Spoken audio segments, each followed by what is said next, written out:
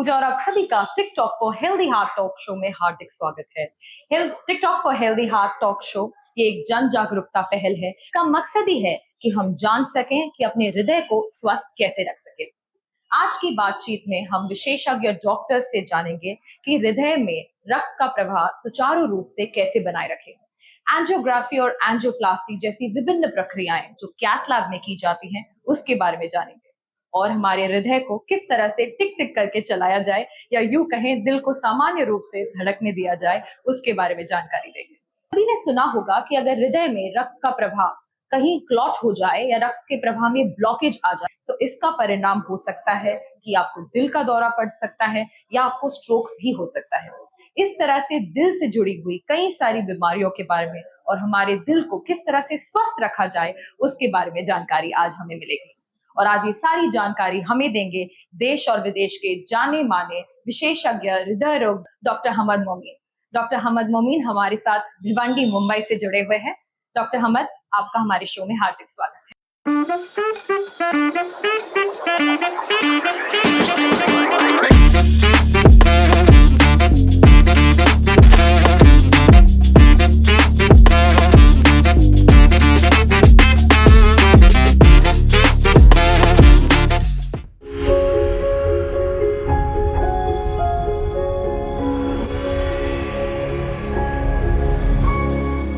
हमद, जैसे हमें बताया गया है कि हृदय में रक्त के प्रवाह को सुचारू रूप से बनाए रखने के लिए कुछ प्रक्रिया किए जाएंगी आज कैथ लैब में।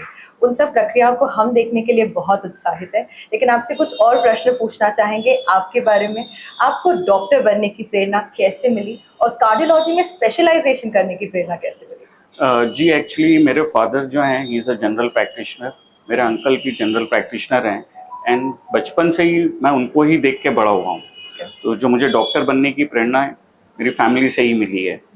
और रिगार्डिंग कार्डियोलॉजी, सो जब अंडर ग्रेजुएशन डेज में the things which excited me was ECG, electrocardiogram. तो वहीं से फिर एक मेडिसिन की तरफ मेरा इंटरेस्ट बढ़ता गया और मुझे इमरजेंसी केसेस बहुत पसंद। तो उसमें स्पेशली कार्डियोलॉजी जो फील्ड है उसमें we deal with emergency cases. Most of the time there are emergency cases. तो यूजी डेज से ही मुझे इमरजेंसी फील्ड में इंटरेस्ट और वहीं से मुझे कार्डियोलॉजी। डॉक्टर हमद, हम और जानकारी चाहते हैं आपके पास से कि आप कितने सालों से प्रैक्टिस कर रहे हैं और क्योंकि आपको इमरजेंसी केसेस में दिलचस्पी है तो कोई एक ऐसा मेमोरेबल केस जो आप हमारे साथ शेयर करना चाहते हैं। जी मैं 2009 से प्रैक्टिस में हूँ एंड कार्डियोलॉजी में मैं 2016 से हूँ। एंड ऐसे तो बहुत सारे केसेस हैं जो मेमोरेबल रह जाते हैं क्योंकि ये इमरजेंसी फील्ड है। अभी रिसेंटली ही एक केस हुआ था, हम ओपीडी कर रहे थे एंड कैमरे में मैंने देखा कि यहाँ पे एक पेशेंट बैठे बैठे क्रैश हो गया। पेशेंट की उम्र अराउंड 42 ईयर्स थी, ही वॉज मेल। तो उनको कार्डियक अरेस्ट हो गया था, हिज हार्ट स्टॉप। सो इमरजेंसी में ही हमने उनको चेस्ट कॉम्प्रेशंस दिए, सीपीआर दिया और हम उनको आईसीयू में लेके गए। वहाँ उन्हें 3 शॉक दिए। 3 शॉक देने के बाद वो रिवाइव हुए। उसके बाद हमने ईसीजी निकाला तो उसमें हार्ट अटैक शो कर रहा था। फिर हमने उनको ब्लड थिनर्स वगैरह दिया। उसके बाद फिर हमने उनको कैथ लैब में लिया। कैथ लैब में लेके जब एंजियोग्राफी पे लिया तो एक जो नस थी वो 100% ब्लॉक थी। फिर इमरजेंसी में उनका एंजियोप्लास्टी किया और after 3 days we were able to discharge the patient. अभी इस केस को लगभग 1 महीना हुआ है एंड अभी भी वो फॉलोअप के लिए आ रहे हैं। He is doing fine. तो ऐसे बहुत सारे केसेस हैं। सो उसमें से रिसेंटली अभी जो हुआ वो मैं आपसे शेयर कर। तो अभी हम कैथ लैब में जा रहे हैं, तो आज किस तरह की प्रक्रिया आप करने जा रहे हैं? एक्चुअली एक 50-year-old मेल पेशेंट है। कल वो हमारे पास एडमिट हुए हैं चेस्ट पेन के साथ। तो कल हमने उनको स्टेबलाइज किया आईसीयू में। आज उनका एंजियोग्राफी प्लान है और अगर कुछ ब्लॉकेजेस निकलते हैं तो उसके बाद हम एसओएस एंजियोप्लास्टी का भी प्लान किया है हमने। तो लेट्स सी कि एंजियोग्राफी में क्या निकलता है। सो जैसे अभी हम लोग बात कर रहे थे कि आज हमने एक एंजियोग्राफी पोस्ट किया है। तो आज हम अभी इनका रेडियल के थ्रू, हाथ के थ्रू एंजियोग्राफी करने वाले हैं एंड फिर उसके बाद देखते हैं क्या निकलता है। अविनाश, कैसे हैं आप? ठीक है, अभी आपका एंजियोग्राफी करेंगे हम लोग। ठीक है, कुछ भी तकलीफ होगी तो बताइए। हाँ, कोई घबराने की बात नहीं। ठीक है। डॉक्टर, आज आपको कैथ लैब में एंजियोग्राफी जैसा कॉम्प्लेक्स प्रोसीजर करते हुए देखना हमारे लिए बहुत अद्भुत था। पर सर, हम और जानकारी जानना चाहेंगे हृदय संबंधित बीमारियों के बारे में।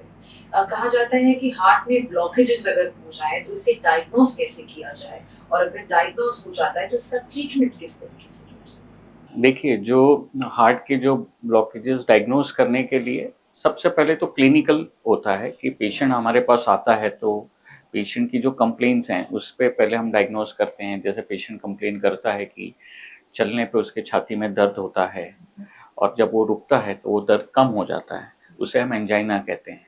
तो वो एक कार्डियक पेन है जो इनडायरेक्टली हमें बताता है कि हार्ट में ब्लॉकेजेस होने के चांसेस हैं। उसके बाद नॉन इन्वेजिव टेस्ट आते हैं जैसे ईसीजी, 2D एको और ट्रेडमिल टेस्ट। उसके बाद फिर उसके अलावा जब हम इस पे श्योर हो जाते हैं कि ब्लॉकेजेस हैं तो उनको फाइनल कंफर्मेशन के लिए हम पेशेंट्स को एंजियोग्राफी सजेस्ट करते हैं। एंजियोग्राफी में हम डायरेक्टली हार्ट के अंदर जाके इमेजेस लेते हैं, पिक्चर्स लेते हैं और हमें that is a gold standard to diagnose heart blockages और उस पर फिर फाइनल मैनेजमेंट डिसाइड होता है। ओके। तो डॉक्टर, जैसे कि आपने कहा अबाउट एंजियोग्राफी, तो इस तरह के कुछ स्पेशल टेस्ट हैं जो हमारे दर्शक जिसका लाभ उठा सकते हैं, जिससे उन्हें पता लग सके कि उन्हें हृदय की बीमारी है? जो स्पेशल टेस्ट में जैसे मैंने पहले ही बताया कि सबसे पहले आता है इलेक्ट्रोकार्डियोग्राम जो हम ईसीजी बोलते हैं, जो कि बेसिक टेस्ट है।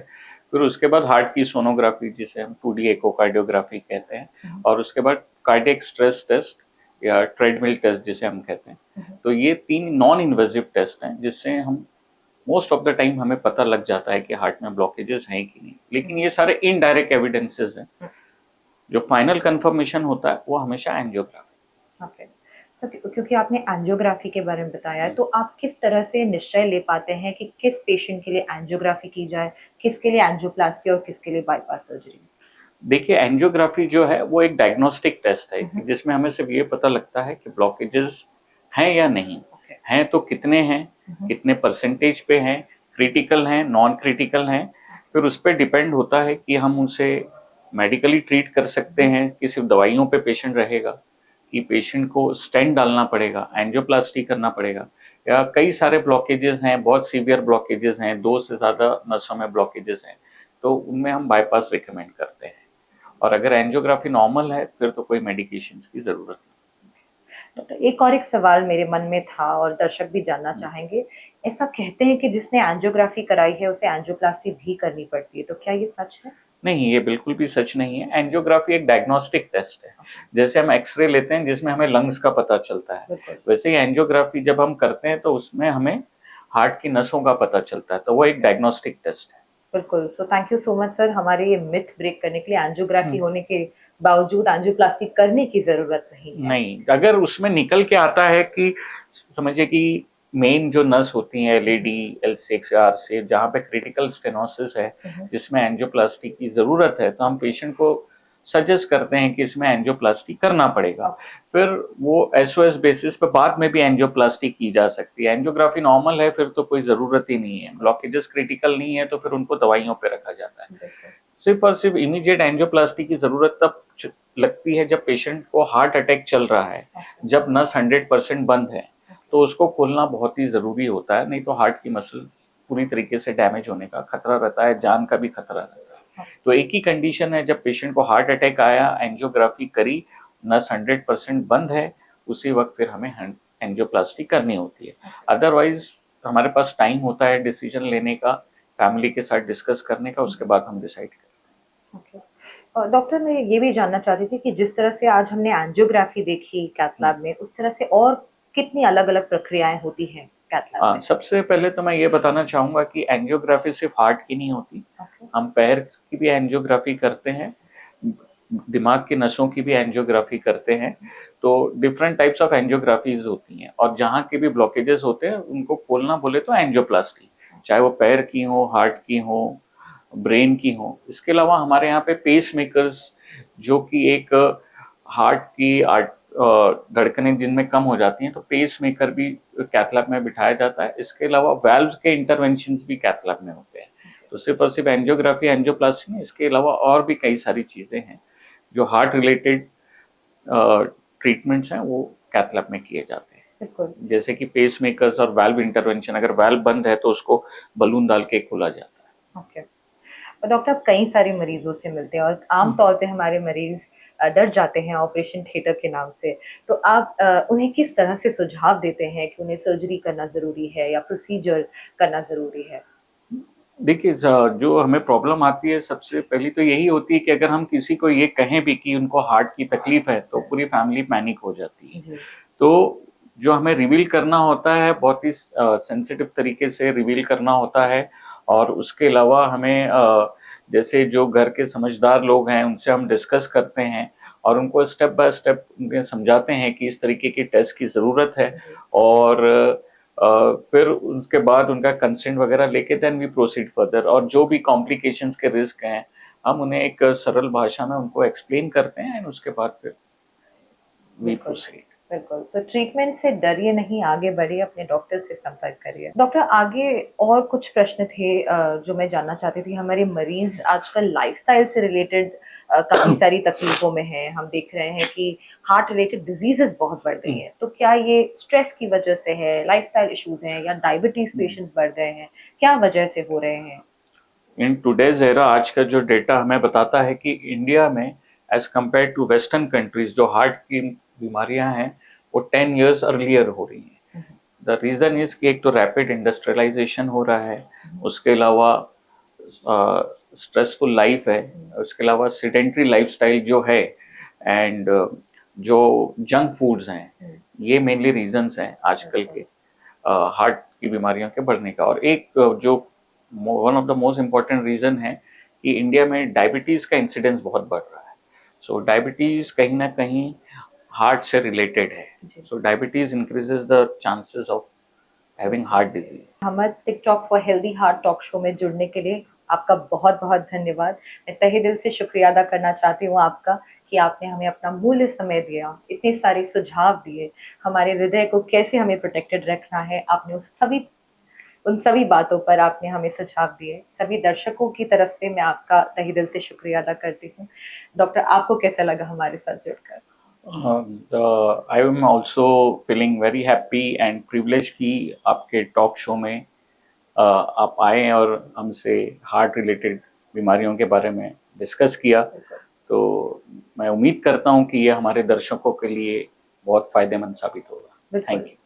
दर्शकों इसी तरह से अपने हृदय को स्वस्थ रखने के लिए, अपने हार्ट को हेल्दी रखने के लिए हमारे शो के साथ जुड़े रहें। Tune in to TikTok for healthy heart talk show. हम अवेलेबल हैं इंस्टाग्राम, स्पॉटिफाई, जियो सावन और यूट्यूब पर। आज के लिए सिर्फ इतना ही। फिर मिलेंगे एक नए स्पेशलिस्ट के साथ और जानकारी लेकर। तब तक के लिए धन्यवाद।